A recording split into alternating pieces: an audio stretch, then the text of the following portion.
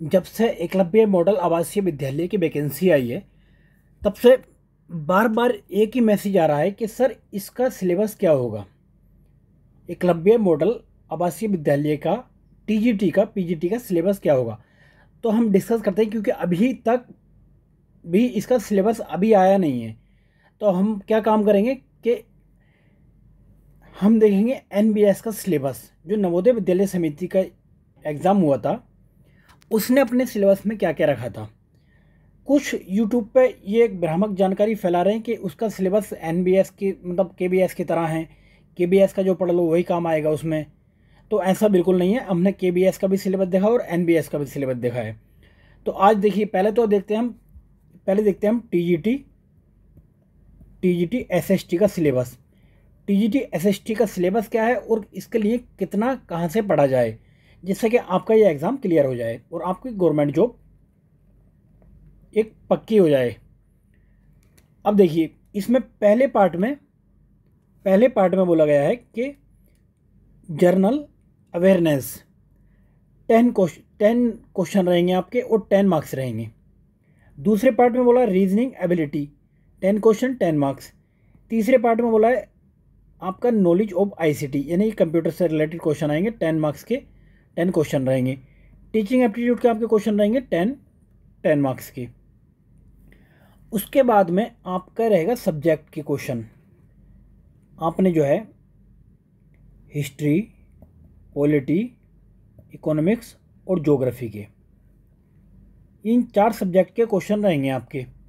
अब हम देखते हैं कि पहले देखिए, ये सिलेबस है आपका, इधर सिलेबस है आपका एनबीएस का, ये सिलेबस है आपका ईएमआरएस का, EMRS Eklavya model residential school, और ये है आपका एनबीएस का। तो एनबीएस के सिलेबस में देखिए कॉमन क्या था। इधर पार्ट 1 में जनरल अवेयरनेस था, इधर भी पार्ट 1 में जनरल अवेयरनेस के क्वेश्चन पूछे जा रहे हैं। अब ये ध्यान रहे आपको कि होता क्या है कि यहाँ पे जनरल अवेयरनेस लिख दिया है, इसके अंदर करंट अफेयर भी आता है और बाकी अदर पार्ट के क्वेश्चन भी पूछे जाते हैं। 10 के 10 क्वेश्चन आपके करंट अफेयर के नहीं रहते हैं, बाकी जनरल नॉलेज के क्वेश्चन भी पूछे जाते हैं। दूसरे नंबर पे आपका यहाँ पे भी रीजनिंग एबिलिटी के 10 क्वेश्चन है, 10 मार्क्स के हैं। तीसरे पार्ट में नॉलेज ऑफ आईसीटी, ये 4 पार्ट कॉमन है। ये आप देख रहे हो, ये 4 पार्ट कॉमन है। जो सिलेबस इसमें है एनबीएस में, आप उसी सिलेबस के आधार पर अपना ईएमआरएस की तैयारी कर सकते हैं। क्लियर है? चाहे वो ईएमआरएस पीजीटी या टीजीटी या फिर आपका कोई भी हो, इसमें टीजीटी में टीईटी साइंस हो, मैथ हो, एसएसटी हो, तो कॉमन है। ये पार्ट तो पूरा कॉमन है सब में। ठीक है, 4 पार्ट, 40 मार्क्स के 40 क्वेश्चन। तो आपको यहीं से पढ़ना एनबीएस से। तो एनबीएस से पढ़ना कैसे? आपको एनबीएस के आपको प्रीवियस ईयर पेपर लेकर आना है मार्केट से, प्रीवियस ईयर पेपर क्वेश्चन। अगर वहाँ से नहीं ला सकते आप तो हमारे चैनल को सब्सक्राइब करें, हम यहाँ पे करा देंगे आपको। अब तक जो भी एनबीएस के पेपर हुए हैं हम आपको इस चैनल के माध्यम से सोल्व करा देंगे। अब दूसरी चीज़ जो देखने की है, यहाँ पे स्टेट जो ये सब्जेक्ट स्पेसिफिक क्वेश्चन पूछे जाएंगे आपके 80, ये है 80 क्वेश्चन रहेंगे आपके, 80 मार्क्स के रहेंगे। अब देखिए यहाँ पे भी subject concern and it's pedagogy, 80 question 80 marks, ये पैटर्न सेम है। अब यहाँ पर टोटल नंबर थे आपके 120 है। ईएमआरएस में आपका 120 का एग्ज़ाम होगा और ये 30 मार्क्स का रहेगा आपका सिर्फ पासिंग पेपर। इसमें से आपको 40% करना है, 40% आपको मार्क्स से लेकर आने हैं। क्लियर है? अगर आप इसमें फेल हो जाते हैं, इस पेपर में पार्ट 6 में आप फेल हो जाते हैं, तो आपका इन पेपर का कोई मतलब नहीं है, आपको रिजल्ट ही चेक नहीं होगा ये। क्लियर है? तो आपको ये पास करना ज़रूरी है। अब आगे देखते हैं। अब इसमें सब्जेक्ट स्पेसिफिक में कौन कौन से टॉपिक पूछे जाएंगे, ये देखिए। इधर क्या हुआ था, ये एक चीज़ और, इधर ये 30 मार्क्स सिर्फ पासिंग है, यहाँ आपकी मेरिट लगेगी 120 पे ईएमआरएस में, और जबकि एनबीएस में 150 में से मेरिट लगी थी, यानी कि ये पासिंग नहीं था, इसके भी मार्क्स ऐड हुए थे इसमें। क्लियर है? यहाँ पे ये नहीं है, यहाँ पे ये पासिंग है, सिर्फ आपको पास करना है। ओके, अब आगे बढ़ते हैं। अब देखते हैं आपके सब्जेक्ट का क्या क्या पार्ट रहेगा सब्जेक्ट स्पेसिफिक में। तो सब्जेक्ट स्पेसिफिक में आपको क्लियरली जो एनसीईआरटी में टॉपिक दिए हुए हैं, इन्होंने एनसीईआरटी के टॉपिक डायरेक्ट ऐसे ही लिख दिए हैं। तो आपको 6 क्लास से कम 12th क्लास की एनसीईआरटी कौन कौन सी पढ़नी है। देखिए, पहले तो आपको ये दिया है, इसमें वर्ल्ड हिस्ट्री में वर्ल्ड हिस्ट्री पढ़नी है आपको 9th और 10th की। इसमें आपको इंडस्ट्रियल रेवोल्यूशन पढ़ना है, इकोनॉमिक डिप्रिसिएशन पढ़ना है, और ये labour and peasant class issues पढ़ना है। तो ये सारे टॉपिक जो है ये आपके एनसीईआरटी में दे रखे हैं। अगर आप एनसीईआरटी से करते हैं तो वेल एंड गुड है। अगर आप वहाँ से नहीं कर पा रहे हैं तो आप हमारे चैनल के माध्यम से इसको कर सकते हैं, क्योंकि हम इसको पूरे को अच्छे से कवर कराएंगे। एक एक क्वेश्चन यहाँ से एक टॉपिक कवर करेंगे हम। एसएसटी का फ्रेंच रेवोल्यूशन हो गया, उसके बाद में आप देखते हैं कि रिवोल्ट हो गया 1857 का। अब देखिए, ये टॉपिक हम इसकी वीडियो डालेंगे एक अलग से, स्पेशली वर्ल्ड हिस्ट्री के नाम से, जो रहेगी हमारी स्पेशल क्लास रहेगी, वो इस एग्ज़ाम के लिए जो आपका एकलव्य मॉडल आवासीय विद्यालय है उसके लिए EMRS एग्ज़ाम के लिए हमारी वो क्लास रहेगी। अब आपको और आगे क्या करना है, देखिए, इंडियन फ्रीडम स्ट्रगल 1885 से 1947 तक हम पूरा अच्छे से कवर करा चुके हैं। 2 घंटे की मॉडर्न इंडिया की क्लास है, आप इसे कंप्लीट कर लें। इसके बाहर कोई क्वेश्चन आपको नहीं मिलेगा यहाँ से। ये आप एनसीईआरटी में इतना डिटेल से नहीं दिया, हमने 2 बुकों से इसको कवर किया है। हमने जो अपने घटना चक्र के क्वेश्चन उठाए हैं, कुछ जो प्रीवियस ईयर में है, और दूसरे क्वेश्चन लिए हमने जो स्पेक्ट्रम के हैं। स्पेक्ट्रम से क्वेश्चन भी निकाल के हमने डायरेक्ट बनाए हैं और डाले हैं वो। तो 2 चीज़ें हो गई। अब और आगे क्या करना है आपको, ये इसकी क्लास हम इसी में कवर करेंगे, वर्ल्ड हिस्ट्री वाले में, विश्व इतिहास में इसकी क्लास कवर करेंगे हम। विश्व इतिहास यानी कि वर्ल्ड हिस्ट्री में। दूसरा टॉपिक जो रहेगा, दूसरा सब्जेक्ट आपका रहेगा ये ज्योग्राफी का। ज्योग्राफी में आपको ये introduction to solar system, origin of earth, ये 6 क्लास की एनसीईआरटी में है। आप अपने आप से करते हैं एक बार तो अच्छा है, अगर वो नहीं कर पा रहे हैं आप तो आप कमेंट करके बता सकते हैं, इसकी भी हम क्लास डाल देंगे, क्योंकि 1-2 वीडियो हम ऑलरेडी डाल चुके हैं इसकी ज्योग्राफी की, लेकिन वो इंडियन ज्योग्राफी की डाली है हमने। वर्ल्ड ज्योग्राफी की हम जब कवर करेंगे तो बेसिक से कवर करेंगे हम, यहाँ से पूरे सोलर सिस्टम से कवर करेंगे, rocks and minerals, climate, atmosphere, पूरा। आपको कुछ भी करने की ज़रूरत नहीं है इसमें, ज्योग्राफी में आपको 100 का 100% कवर करा देंगे हम। इसी हिसाब से ऐसा कवर कराएंगे हम कि जिससे आपका बीपीएससी शिक्षक भर्ती का भी एग्ज़ाम क्लियर हो जाए, और ये EMRS वाला भी एग्ज़ाम क्लियर हो जाए, और आपका बीपीएससी या फिर आरपीएससी एग्ज़ाम के भी वो काम आए। तो इससे बाहर आपको कुछ नहीं करना है, क्योंकि अभी कुछ छात्र इतने कन्फ्यूज़ होंगे, कोई एनसीईआरटी लेके बैठ जाएंगे तो वो कन्फ्यूज़ हो जाएंगे कि आप इसमें एनसीईआरटी में पढ़ना क्या है, कौन सा टॉपिक इंपॉर्टेंट है, किस टाइप से क्वेश्चन पूछता है एग्जामिनर। सही है कि नहीं है? तो आपको टेंशन नहीं लेनी है, कूल रहना है, और इस चैनल से आपको पूरा मटेरियल मिलेगा फ्री ऑफ कॉस्ट।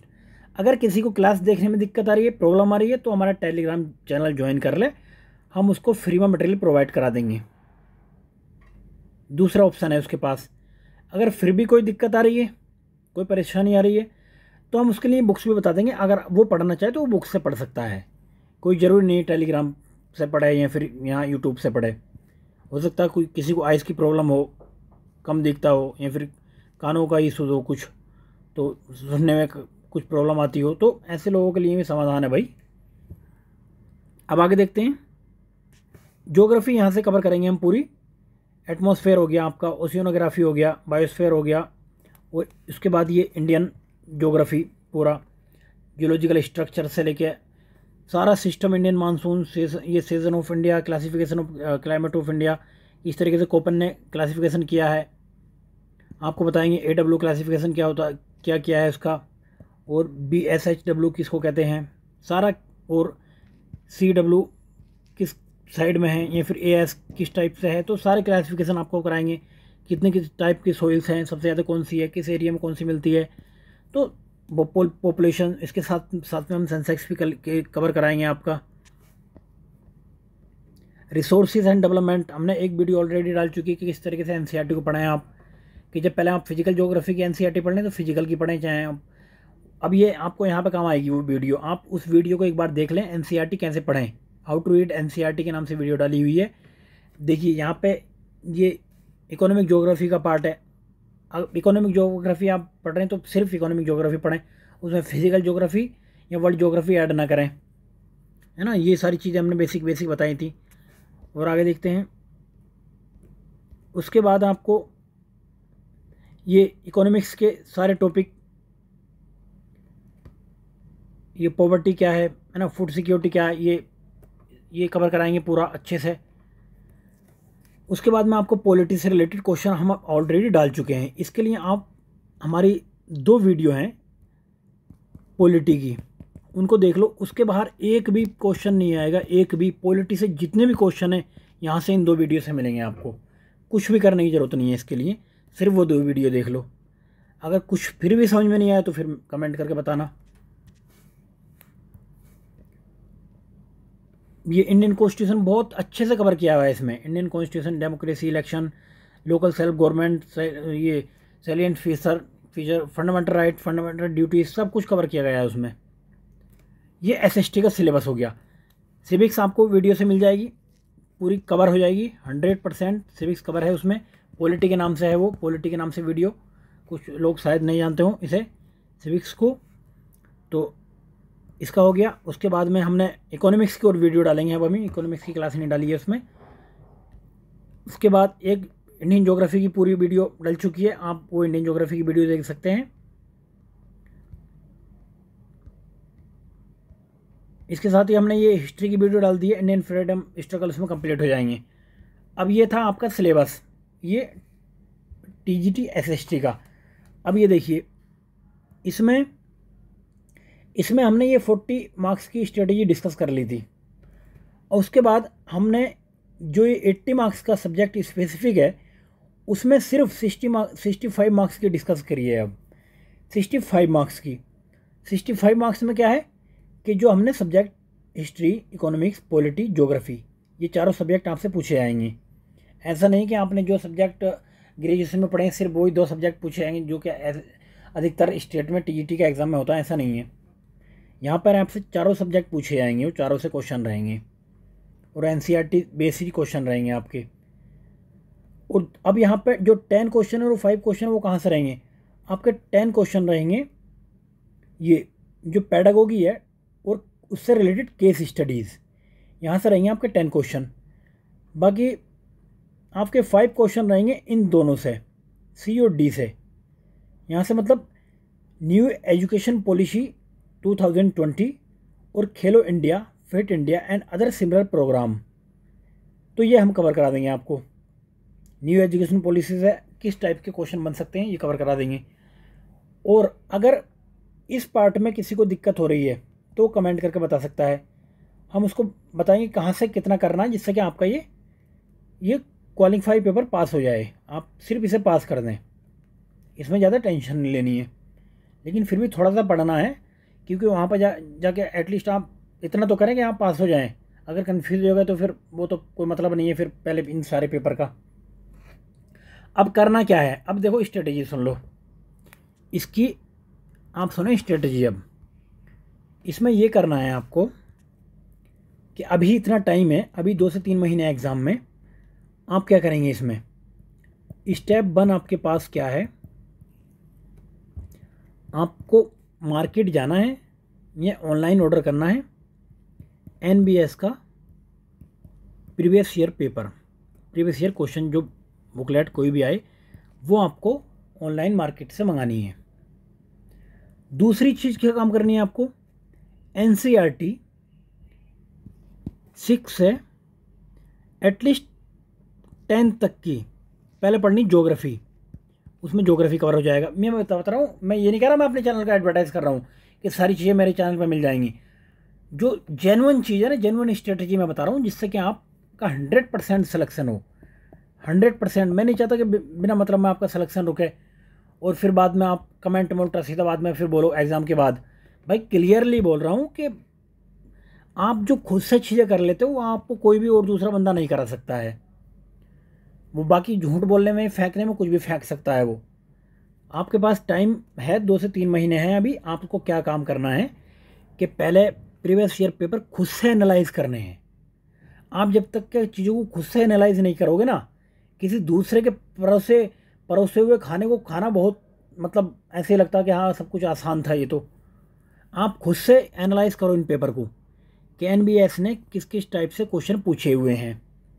फिर आपको पता लगेगा ना वीडियो की इंपॉर्टेंस क्या है, वीडियो में कितनी मेहनत से कोई कंटेंट इकट्ठा करता है, फिर क्वेश्चन बनाता है, क्वेश्चन डालता है। तो ऐसे ही तो आगे निकल जाता है इंसान, है ना। 10 बार बोलो सब्सक्राइब करो, सब्सक्राइब करो, सब्सक्राइब करो, उसे इतनी मतलब आफत आती है, मौत पड़ती है सब्सक्राइब करने में। तो भाई मौत बहुत लेने की ज़रूरत ना है, आपको एग्ज़ाम निकालना है पहले। तो एग्ज़ाम निकालने के लिए मैं तरीके बता रहा हूँ। पहला स्टेप ये करना है कि एनबीएस के प्रीवियस ईयर क्वेश्चन लेने हैं। दूसरे स्टेप में आपको जो इंटरेस्टिंग सब्जेक्ट लगते हैं आपको उसको पकड़ना है। जैसे ज्योग्राफी हो गया, इकोनॉमिक्स हो गया, इन सब्जेक्ट में बंदे बोर कम होते हैं। टेक्निकल सब्जेक्ट है तो ईजिली कर लेते हैं इसको। अगर समझ में नहीं आए तो आप फिर चैनल के माध्यम से समझ सकते हैं उस चीज़ को। आपके पास ऑप्शन है यार, गुरु इंसान हो आप। तो ये दोनों चीज़ें करनी है पहले।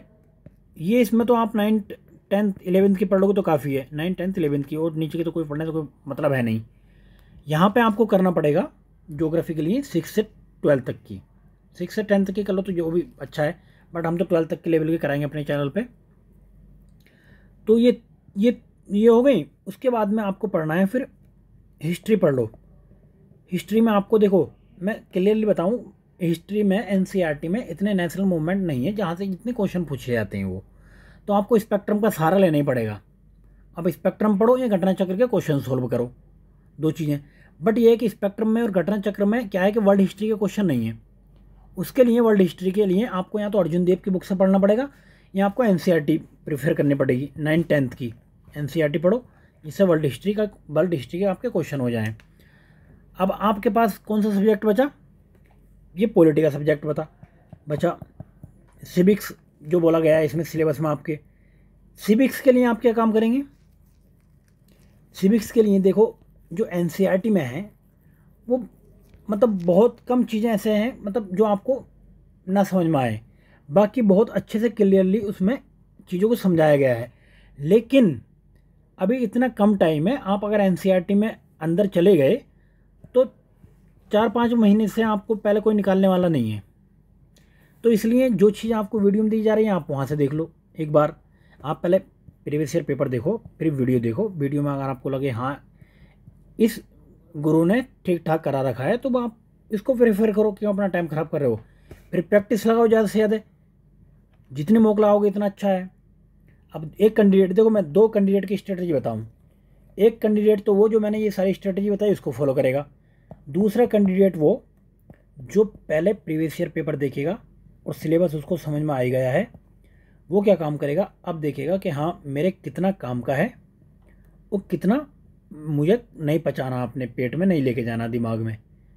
ठीक है। कुछ लोग क्या काम करते हैं, वो एक इस पब्लिकेशन की बुक लाएंगे, दूसरी इसकी लाएंगे, तीसरी इसकी लाएंगे, चौथा फिर अपना इनसे नोट्स बनाने बैठ जाएंगे।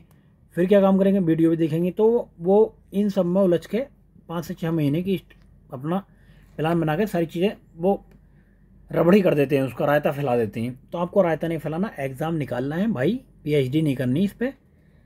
कितने से काम चल रहा है आपका, कितना आपका ऑलरेडी पढ़ा हुआ है। तो है नहीं, बच्चे तो होने यार जो मतलब आज ही तैयारी स्टार्ट करिए।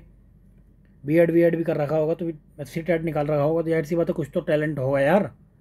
बाकी तो वो मांगते हैं ऐसी क्वालिफिकेशन है कि आप जो बेचारे वो बाहर ही रह जाते हैं बंदे, है ना। तो आप इस स्टेज पर आए हो, कुछ को तो पीछे छोड़ कर आए हो ना, तो इतनी तो समझ रखते हैं सभी यार। तो आपको ये सब्जेक्ट ऐसे कवर करने हैं।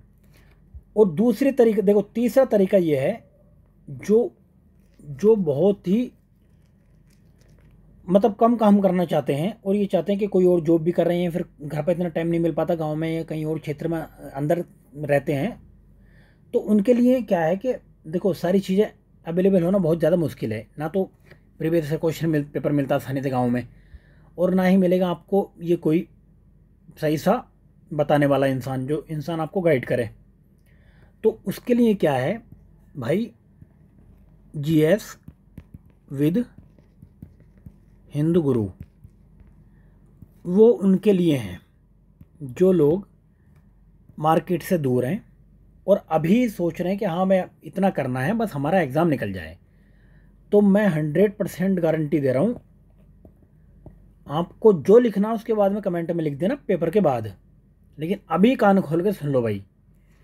आपको काम क्या करना है, हिस्ट्री की जो वीडियो डाली जाए आप वो देख लेना। अभी जो नेशनल मूवमेंट की वीडियो डाली गई हैं 2, स्पेक्ट्रम से रिलेटेड और प्लस में उसके क्वेश्चन हमने घटना चक्र से लिए हैं, तो उन वीडियो को आप देख लेना। इंपॉर्टेंट क्वेश्चन लिए हैं, ऐसा नहीं कि कहीं से भी उठा कर दिया, और साथ में आपको बहुत सारी चीज़ें वो समझाई हैं, तो उनको बेहतरीन तरीके से समझ लेना। तो इससे हो जाएगा आपका हिस्ट्री का पार्ट। अब दूसरा बचा आपका पॉलिटी का पार्ट। पॉलिटी में यानी कि सिविक्स का पार्ट बचा। सिविक्स के पार्ट में हमने 2 लेक्चर डाले हैं, जिसमें हमने बैकग्राउंड से लेके historical background of the constitution से लेकर, और वो बाइलिंगुअल है, ध्यान रखना, हिंदी और इंग्लिश में बोल रहा हूँ कुछ वर्ड्स को, तो ये मत सोचना कि इंग्लिश में ही है वो बाइलिंगुअल है, हिंदी और इंग्लिश दोनों में है। तो दोनों छात्रों के लिए हैं वो, इसी हिसाब से बनाया गया है टीम द्वारा। तो आप वहाँ से वो 2 पॉलिटी की वीडियो देख के अगर आपको लग रहा है फिर भी कि कहीं और जाने की ज़रूरत है, फिर जाओ, अदरवाइज़ उसको 2 या 3 बार रिवीजन आप कर लो उसी से।